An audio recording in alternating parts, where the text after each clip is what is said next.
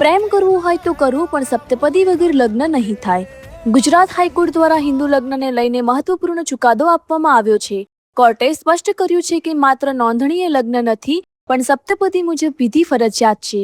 હાઈકોર્ટના હુકમ બાદ ફરી એક વખત ભાગેડુ લગ્નને લઈને ચર્ચાઓ શરૂ થઈ છે.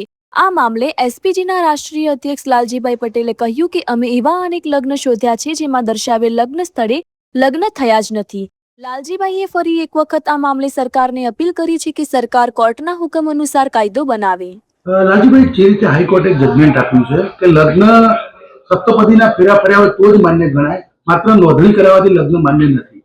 આપ પણ પ્રેમ લગ્ન બાબતે લાંબા સમયથી લડત લડી રહ્યા છો. ભાગેડુ લગ્નમાં લોકો ખાલી સર્ટિફિકેટનો સહારો લઈ અને લગ્ન બતાવી દે છે, ત્યારે આવા સમયે જજમેન્ટ કેટલું અસરકારક?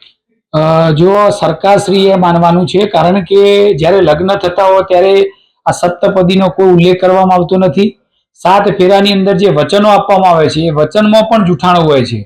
જ્યારે આ જૂઠાણાનો ઉપયોગ જ્યારે આવા દંપતીઓ કરતા હોય છે તો એ દંપતીઓને આ સપ્તપદીના જે વચનો આપ્યા હોય એને પાળવા માટેની જે વાત હોય છે એમાં કોઈ ઉલ્લેખ લગ્ન વખતે નથી કરવામાં આવતો કે નથી છૂટાછેડા વખત કરવામાં આવતો.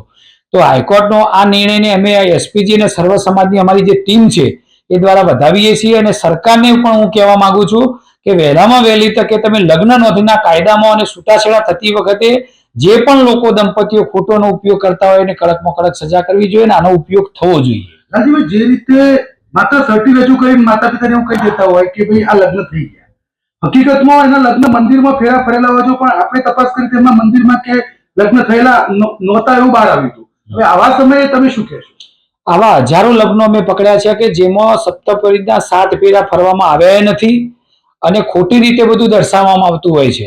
તો મારે સરકારશ્રીને એ જ કહેવું છે કે તમે અને તમામ જે યુવાનો છે જે લગ્ન કરવાના બાકી હોય છે એ તમામ યુવાનોને યુવતીઓને કહેવું છે કે સપ્તપદીના ફેરા જ આપણા સાંસ્કૃતિક ધર્મ પ્રમાણે, આપણે સનાતની ધર્મ પ્રમાણે યોગ્ય કહેવાય અને તમારા પૂર્ણ લગ્ન કહેવાય.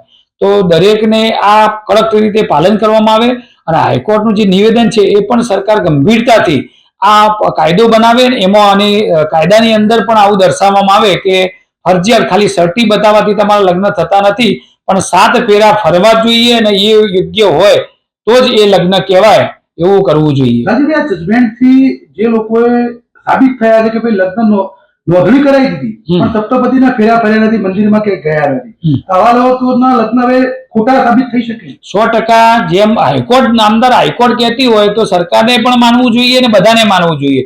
તો જે લગ્ન થઈ ગયા હોય સપ્તપદીના 7 ફેરા ના ફર્યા હોય એ તમામ લગ્નો કેન્સલ કરી દેવા જોઈએ.